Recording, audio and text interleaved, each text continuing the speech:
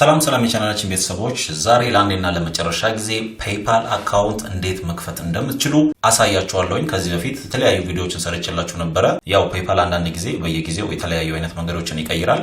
ስለዚህ ዛሬ እንዴት ፔይፓል አካውንትን ኢትዮጵያ ውስጥ ሆናችሁ መክፈት እንደምትችሉ አጠር አድርጌ ያሳያችኋለሁ። ቪዲዮውን ባለማሳለፍ እስከ መጨረሻ ድረስ ተከታተሉኝ። መጨረሻ ላይ ደግሞ አንዳንድ ፔይፓላችሁ ከከፈታችሁ በኋላ እንዳይዘጋ ሊሚት እንዳይደረግ ምን ነገሮችን ማድረግ አለባችሁ የሚለውን ነገርም ነግራችኋለሁ። ስለዚህ እስከ መጨረሻ ድረስ ቪዲዮውን ተከታተሉኝ። በኮምፒውተር ነው ማሳያችሁ። እናንተ በስልካችሁም ተመሳሳይ ነው። ጉግል ክሮም ላይ ገብታችሁ መከታተል ትችላላችሁ። በመጀመሪያ ምን ከፍተው አሁን ለምሳሌ ቀጥታ በኢትዮጵያ አይደለም፣ በነገራችን ላይ እኔ አሁን በዱባይ ነው የምከፍተው።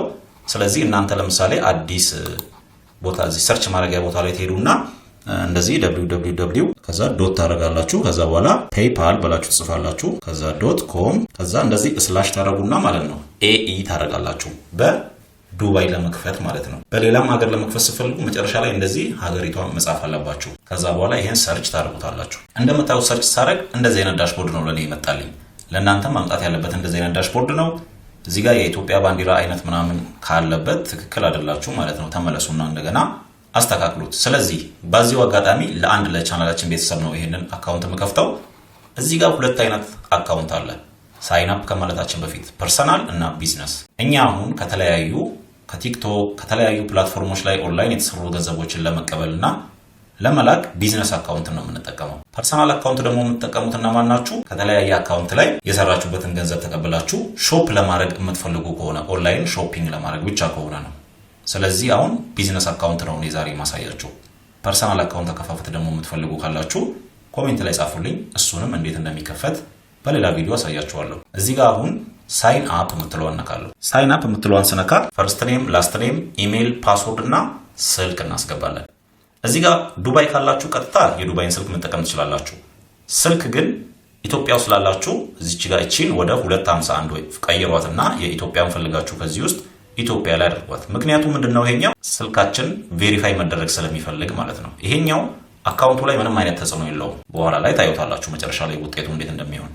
ስለዚህ እዚህ ጋር ፈርስት ኔም፣ ላስት ኔም፣ ኢሜል፣ ፓስወርድ አስገቡና እቺን እንደዚህ ራይት አድርገን ከታች መተን እቺን አግሪ ኤንድ ክሬት አካውንት እንለዋለን ማለት ነው። እኔ አሁን ያው ዱባይ ላለ አንድ ለቻናላችን ቤተሰብ ነው የምከፍተው። ስለዚህ እዚህ ጋር የዱባይ ቁጥር እጠቀማለሁ ማለት ነው። ከዛ እዚህ ጋር ደግሞ ኢሜል እናስገባለን። እዚህ ጋር ፓስወርድ እቺ ራይት አድርገን አግሪ ኤንድ ክሬት አካውንት እንለዋለን። ሁሉንም አስገብተን ከጨረስን በኋላ በመቀጠል እዚህ ጋር ኮድ ይላካል እዚህ ቁጥር ላይ ማለት ነው። ስለዚህ ቴክስት ዩር ኮድ የሚለውን ነካዋለሁ።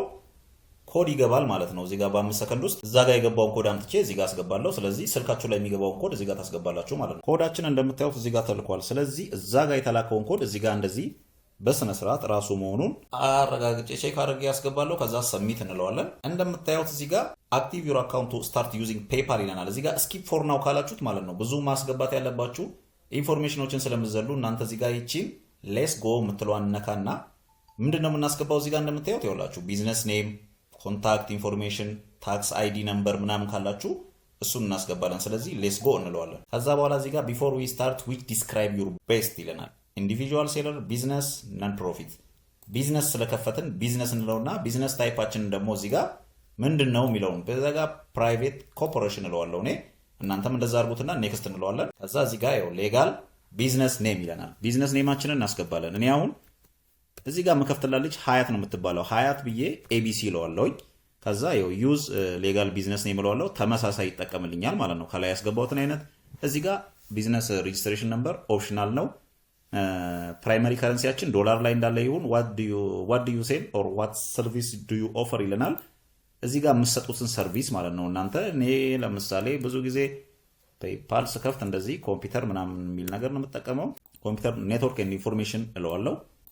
ከዛ do you have ዌብሳይት ይለኛል። ኖ እለዋለሁ። እዚህ ጋር ስልክ ቁጥር አስገባ ይለኛል። ምንድነው ድጋሚ ቅድም ያስገባችሁትን ስልክ ታስገባላችሁ ማለት ነው። እዚህ ጋር ስልኩን አስገብቻለሁ። እዚህ ጋር ከፍ እናደርገዋለን። እዚህ ጋር ፒኦ ቦክስ እናስገባለን። እዚህ ጋር ፒኦ ቦክስ ስታስገቡ እዚህ ጋር ያው የት እናንተ ፒኦ ቦክስ ያላችሁበትን ለምሳሌ አቡዳቢ ሊሆን ይችላል፣ ወይ ደግሞ እናንተ ያላችሁት ዱባይ ከሆነ እንደዚህ ዱባይ ሊሆን ይችላል። ከዛ እዚህ ጋር አድ ኢንፎርሜሽን ይለናል። ኢንፎርሜሽን ታስገባላችሁ። እዚህ ጋር ሲቲ እናስገባለን።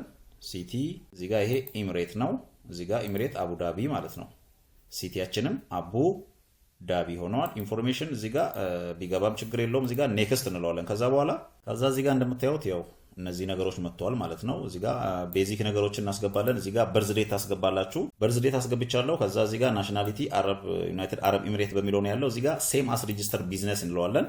እዛ ጋር ያስገባውትን እንዳለ ተመሳሳይ ይጠቀምልኛል ማለት ነው። ከዛ እዚህ ጋር ኔክስት ለዋለሁኝ ደግሜ እየጨረስን ነው ማለት ነው። አሁን ቀጥታ ወደ ዳሽቦርዳችን ለመሄድ ትንሽ ነገር ብቻ ነው የሚቀረን። እዚህ ጋር ጉድ ኒውስ ዩ ካን ስታርት ዩዚንግ ዩዝ ቢዝነስ ቱልስ ብሎኛል። ለምን ነገሮች ይሄንን አካውንት መጠቀም እንደምችል ማለት ነው ከላይ። ስለዚህ እዚህ ጋር ምን ለዋለው ስኪፕ ፎር ናው እንለዋለን። እንደምታዩት ዳሽቦርዳችን መጥቷል ማለት ነው። ሀያት ኤቢሲ የሚለው አካውንት ተከፍቷል። እንደምታዩት እዚህ ጋር ኮንፊርም ዩር ኢሜል ይለናል። ኢሜል ኮንፊርም እናደርጋለን። ሊንክ ባንክ የሚለው ደግሞ እናንተ ኦንላይን የኢትዮጵያ ባንኮች አይሆኑም። በነገራችን ላይ ውጭ ሀገር ለምትኖሩ ኦንላይን ቨርቹዋል ባንክ አካውንት ካላችሁ ነው ሊንክ የምታደርጉት። ከዛ በተረፈ እንደምታዩት አቬሌብል ባላንሳችን 00 ነው። እዚህ ጋር አክቲቭ አለ። አክቲቭ ላይ ኦል ትራንዛክሽናችሁ ምናምን ታያላችሁ። በኋላ ላይ እዚህ ጋር ይኸውላችሁ ሴንድ መኒ፣ ሪኩዌስት መኒ፣ ቢዝነስ ቱል፣ ፔመንት ሊንክ ምናምን ማድረግ ትችላላችሁ። ገንዘብ ለምሳሌ ከዚህ ጋር ለመላክ ኦኬ። በነገራችን ላይ እዚህ ጋር የሁለት ኖቲፊኬሽን አለች። እቺ ሊሚት እንዳትመስላችሁ። ሊሚቴሽን ወይም ደግሞ አካውንቱ ማይሰራ ከሆነ እዚህ ጋር የሚላክላችሁ ኢሜል ይወስነዋል። እኔ አሁን እዚህ ጋር ከፍቼ ሳሳያችሁ ሁለት ነገር ነው ያለው። እዚህ ጋር ምንድነው ያለው? ኮንፊርም ኢሜል አድሬስ ነው የሚለው። ይሄ ኢሜሉን ኮንፊርም ማድረግ ነው። ይሄኛው ደግሞ ሊንክ ኤንድ ኮንፊርም ዴቢት ካርድ ካላችሁ ነው የሚለው። ይሄ ግዴታ አይደለም፣ ይሄኛው ማለት ነው የስረኛው። ይሄን ኮንፊርም ማድረግ ግዴታ ነው። ይሄን ደግሞ ኮንፊርም ማድረጉን ይሄን አካውንት የምከፍትላት ልጅ አሁን እዚህ የለችም፣ ውጭ ሀገር ነው ያለችው። ስለዚህ እሷ ስልኳ ላይ ገብታ ነው ይሄን ኮንፊርም እንድታረግ የማደርገው ማለት ነው። ምክንያቱም እኔ ዲቫይስ ላይ ኮንፊርም ወይም ቬሪፋይ መሆን ስለሌለበት፣ ስለዚህ ለእሷ ነግሬያት አሁን እሷ ኮንፊርም ታደርገዋለች ማለት ነው ይሄ ኢሜሉ። ከዛ በተረፈ እንደምታዩት እዚህ ጋር ምንም ኖቲፊኬሽን የለም። እናንተ ግን እዚህ ጋር ሌላ 3/4ኛ ኖቲፊኬሽን ከመጣ ይሄ ሰስፔንድ ሰስፒሺየስ ምናምን አለው ሊሚት ተደርጓል ምናምን የሚልም ከመጣ ትክክል አይደለም ማለት ነው የከፈታችሁ። ስለዚህ ድጋሚ አዲስ ኢሜል ስልክ ምናምን ተጠቅማችሁ እንደ አዲስ መክፈት አለባችሁ ማለት ነው ጓደኞቼ። በእንደዚህ አይነት መንገድ ነው ፔይፓል አካውንታችሁን የምከፍቱት። ገንዘብ መላክ ስትፈልጉ ለሰው እዚህ ጋር ይሄው ሴንድ መኒ የሚለውን ትጫናላችሁ። ከዛ ያ የምትልኩለት ሰውዬ የሰጣችሁን ኢሜል ተጠቅማችሁ ኢሜሉን ታስገቡና እንደምታዩት ያው ራሱ አግሪ ሆኗል። ከዛ እዚህ ጋር ያው የሰውየውን ኢሜል እናስገባለን ማለት ነው፣ ሰውየው የሰጠንን። እናንተ እዚህ ጋር የሰውየውን ኢሜል ስታስገቡ ያው ለምሳሌ እነዚህ ሁላ ፔይፓል ያላቸው ሰዎች ናቸው በዚህ ዘርፍ የመጡ። ለምሳሌ ይሄን ከመረጥኩኝ ከዛ እዚህ ጋር ያውላችሁ አማውንት አስገባ ይለኛል። ስንት ብር ነው የምልክለት የሚለውን እዚህ ጋር አስገባለሁ። ኖት ደግሞ እዚህ ጋር ፔመንት ምናምን አስገብቼ ኔክስት የሚለውን ስነካ ፓስወርድ ይጠይቀኛል። ቀጥታ ለሰውየው ይሄድለታል ማለት ነው።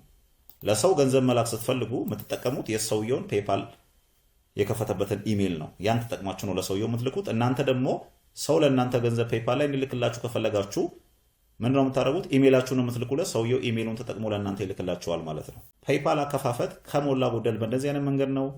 ያልገባችሁ ነገር ካለ አሁንም ጻፉልኝ። መክፈት ካስቸገራችሁና ደግሞ በክፍያ ማስከፈት የምትፈልጉ ሰዎች ካላችሁ ቴሌግራም አካውንት ከጎን አስቀምጥላችኋለሁ። አዋሩኝ። በተመጣጣኝ ዋጋ በ24 ሰዓት ውስጥ ፔይፓል አካውንት ቬሪፋይ የሆነ ከፍቼ እሰጣችኋለሁ። ፔይፓሎቻችሁ እንዲዘጉ የሚያደርጉ ነገሮችን ደግሞ ከዚህ በፊት በነበረውን ቪዲዮ ነግሬያችኋለሁ። 10 ሎጊን ሎጋውት አታድርጉ፣ ፓስወርድ አትቀይሩ፣ ፕሮፋይል ፒክቸር ምናምን በቃ ጎርጎራ አይፈልግም። ከከፈታችሁት ደግሞ ማለት ነው ከአንድ ሳምንት በኋላ ላኩበት ገንዘብ። ወዲያው እንደከፈታችሁ ቼክ ለማድረግ ብላችሁ ወዲያው ዝም ብሎ ከአፕሊኬሽን ከምናምን እንደዚህ ገንዘብ ስትልኩበት እናንተን ሰስፔንድ ሊያደርጓችሁ ይችላሉ። ስለዚህ ቢያንስ አንድ ሳምንት ምናምን አቆዩት። ፔይፓላችሁ ብዙ እድሜ በኖረው ቁጥር ማለት ነው ጥንካሬውና ያለመዘጋት ቻንሱ እንደዛው እየሆነ ነው የሚመጣው። ስለዚህ እንደከፈታችሁ ወዲያው ገንዘብ ባትልኩበት የተሻለ ነው። በዛ ላይ ደግሞ በአንድ ጊዜ $100 በላይ አትላኩበት። ቀስ በቀስ 50-30 እየላካችሁ ከዛ እያወጣችሁ ምናምን እንደዚህ እንጂ ፔይፓላችሁ ላይ ይሄ ልክ እንደ ባንክ አካውንት ማለት ነው $500፣ $600፣ $1000 ምናምን እንዳታስቀምጡ። ምክንያቱም በማንኛውም ሰዓት ሊዘጋ ይችላል። ከስር ብቻ ትንሽ ገንዘቦችን እየላካችሁ ክፍያም እቃ መግዛትም ወደ ባንክም ወደ ምናምንም ማድረግ ከሆነ እንደዛ ተጠቀሙበት። የዛሬው ቪዲዮአችን ይህን ይመስል ነበር። እዚህ ላይ ያልገባችሁ ነገር ካለ ጻፉልኝ። እንደነገርኳችሁ ማስከፈት የምትፈልጉም ካላችሁ ቴሌግራም ላይ ኮንታክት አድርጉን፣ እንከፍትላችኋለን። ለቻናላችን አዲስ ሆናችሁ ሰብስክራይብ በማድረግ ቤተሰብ ሁኑ። በሚቀጥለው ቪዲዮ እስከምንገናኝ ድረስ ቸርን ሰንብት።